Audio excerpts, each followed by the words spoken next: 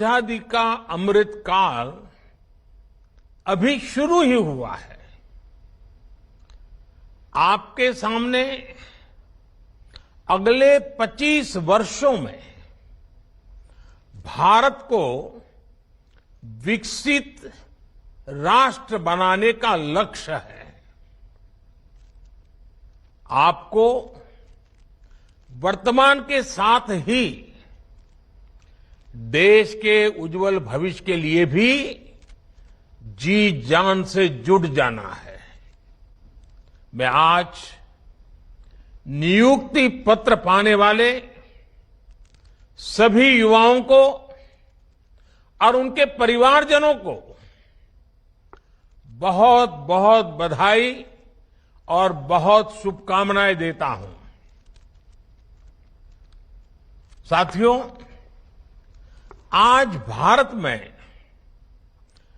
Private और public sector दोनों में ही नौकरियों के निरंतर नए मौके बन रहे हैं। बहुत बड़ी संख्या में हमारे नौजवान स्वरोजगार के लिए भी आगे आ रहे हैं। बिना गारंटी बैंक से मदद दिलाने वाली मुद्रा योजना ने करोड़ों युवाओं की मदद की है। Startup India, stand up India जैसे अभियानों से युवाओं का सामर्थ्य और ज्यादा बढ़ा है। सरकार से मदद पाने वाले नौजवान अब खुद अनेक युवाओं को नौकरी दे रहे हैं। बीते वर्षों में जिस तरह बड़े पैमाने पर युवाओं को सरकारी नौकरी दी गई है, यह अभियान भी अपने आप में अभूतपूर्व है। देश में सरकारी नौकरी देने वाले प्रमुख संस्थानों जैसे एसएससी, यूपीएससी और आरआरबी पहले के मुकाबले इन व्यवस्थाओं के माध्यम से ज्यादा युवाओं को नौकरी दी है। और अभी जो वीडियो दिखाया गया उसमें उसका जिक्र भी है। इन संस्थाओं का जोर परीक्षा प्रक्रिया को पारदर्शी, व्यवस्थित और सरल बनाने पर भी रहा है। पहले जिन भर्ती परीक्षाओं को पूरा होने में उसका जो चक्र होता था, वो चक्र पूरा होने में साल, 1.5 साल का समय यूं ही लग जाता था। और अगर वो कोई कोर्ट कचहरी में चला गया तो 2-2, 5-5 साल बिगड़ जाते थे। ये सारी चीजों से बाहर निकल करके अब कुछ ही महीनों में सारा चक्र, सारी प्रक्रियाएं पारदर्शी पद्धति से पूर्ण कर दी जाती है। साथियों, आज पूरी दुनिया हमारी विकास यात्रा में साथ चलने के लिए तत्पर है। भारत को लेकर ऐसा विश्वास और हमारी अर्थव्यवस्था पर इतना भरोसा पहले कभी नहीं रहा। आप जानते हैं, एक तरफ वैश्विक मंदी, कोरोना जैसी भयंकर वैश्विक महामारी,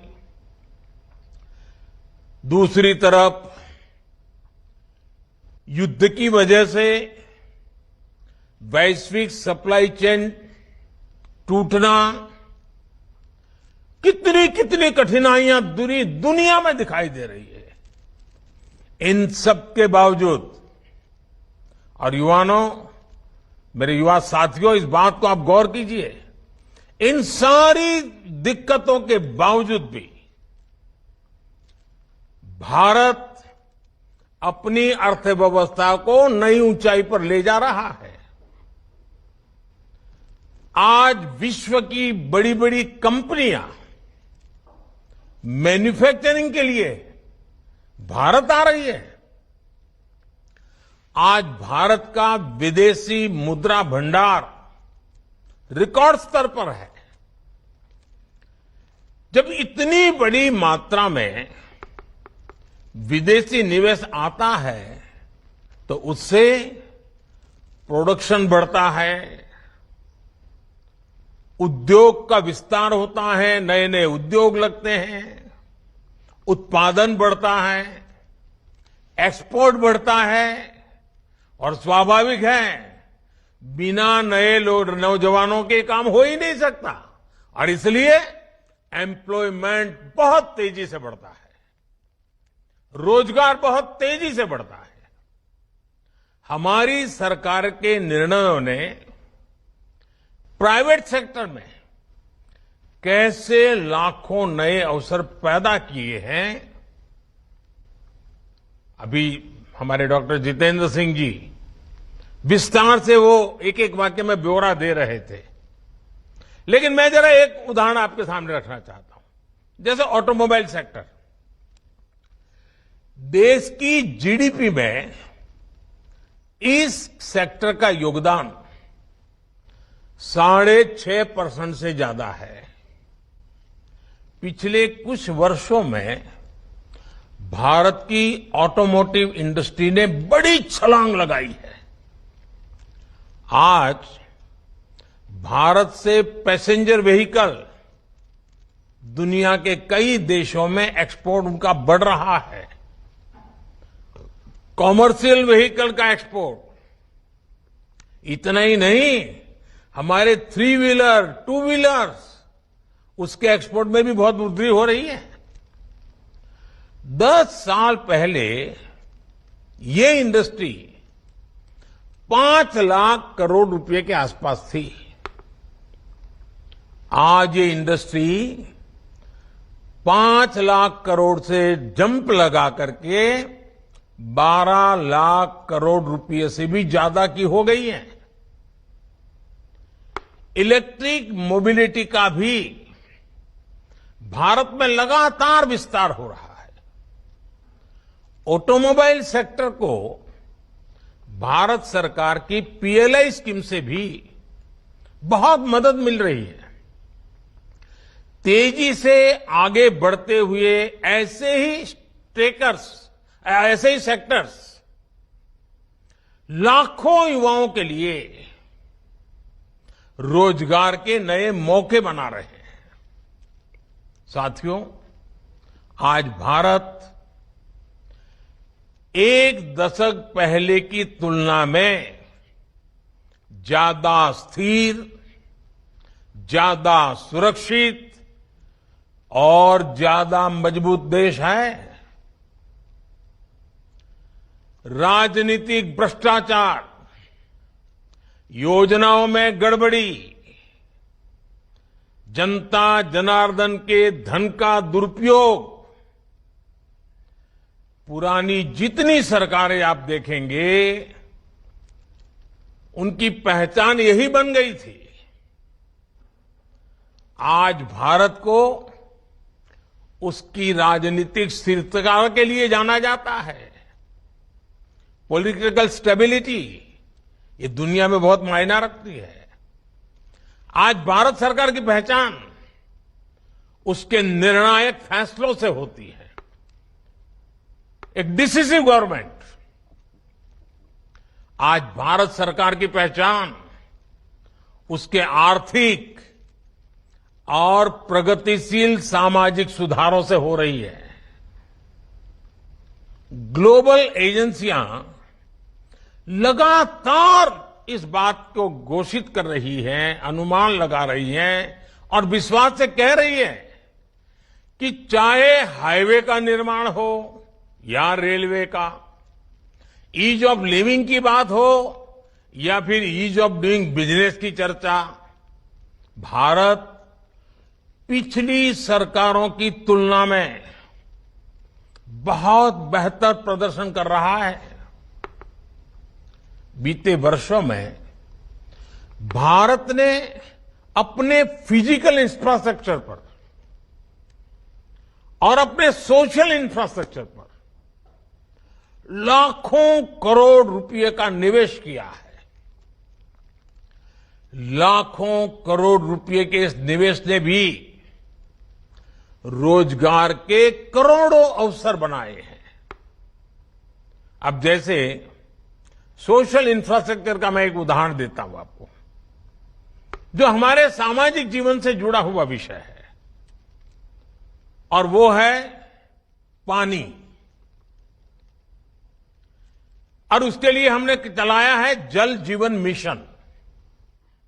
ये जल जीवन मिशन, उसके पीछे अब तक करीब करीब 4 लाख करोड़ रुपए खर्च हो चुके हैं। 4 लाख करोड़ रुपए खर्च हो रहे हैं।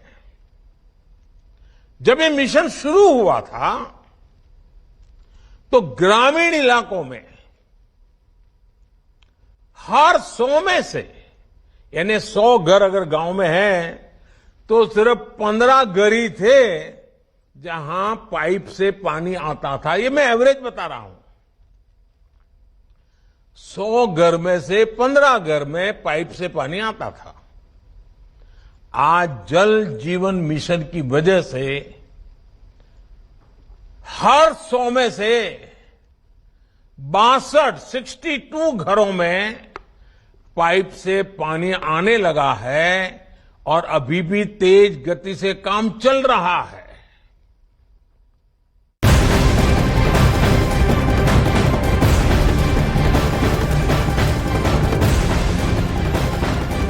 चक्रवाती तूफान बिपरजॉय से जुड़ी इस वक्त की सबसे बड़ी खबर हम बताएंगे आपको। गुजरात के तटीय इलाकों में बिपरजॉय तूफान का असर दिखाई देने लगा है। गुजरात के ओखा में एक निजी कंपनी के ऑयल रिंग पर रेस्क्यू ऑपरेशन चलाया गया और वहां 50 से ज्यादा कर्मचारी फंसे हुए थे, जिनका रेस्क्यू इस वक्त हो चुका है।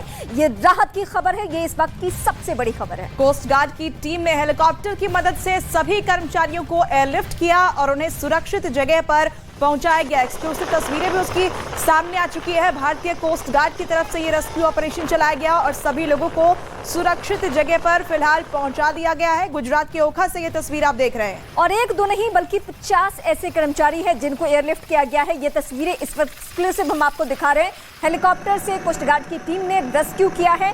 ये बहुत बड़ी जिम्मेदारी भी है और इसी के लिए जो कल से आप देख रहे हैं कि पीएमओ से लेकर राज्य की सरकार तक अगर अलर्ट है तो सिर्फ इसी की वजह से कि जल्द से जल्द लोगों को एयरलिफ्ट किया जाए और कोई भी एक भी शख्स नहीं फंसे कहीं भी।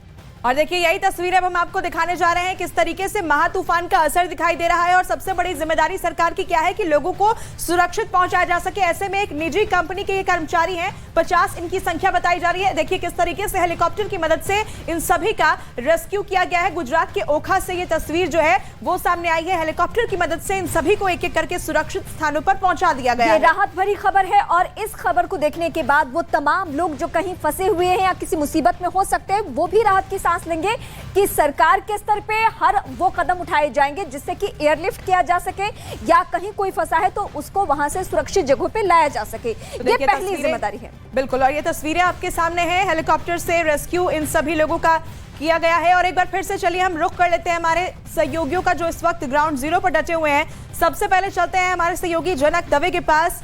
जनक, किस तरह की तस्वीर फिलहाल आप देख रहे हैं और मैं चाहूंगी कि आप दर्शकों को यह भी समझाएं कि आखिर जब ये तूफान महातूफान जब हिट करेगा तटों को तो इसका रूट क्या होगा, कैसे आगे बढ़ेगा और क्या नुकसान की आशंका जताई जा रही है।